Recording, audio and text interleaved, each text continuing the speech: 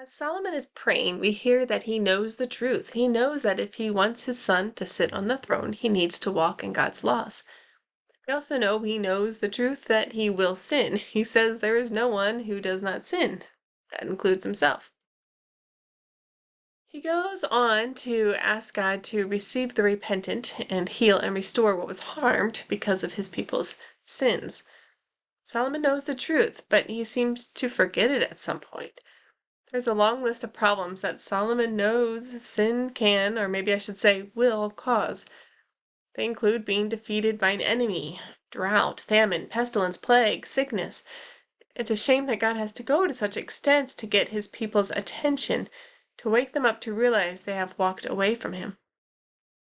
But we know he does.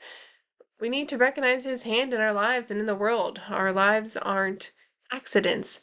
Our lives aren't at the whim of bacteria floating in the breeze. In Christ we have victory over our enemies.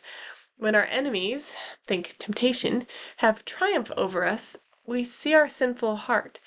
When the enemy triumphs, we should realize we're not walking with God as we might have presumed.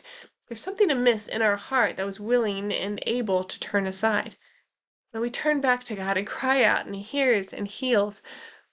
Solomon is spared much of such trouble during his reign. His trouble came in a different package. His wisdom doesn't save him from sin, but it drives him mad in a way. Pursuing wisdom, pursuing knowledge, it all left him empty, until he realized there was nothing worth pursuing other than keeping God's commandments. There is where salvation lies, in keeping God's commandments. That's not salvation by works, because we can't keep the commandments on our own, but we can do it by the power of his Spirit at work in us.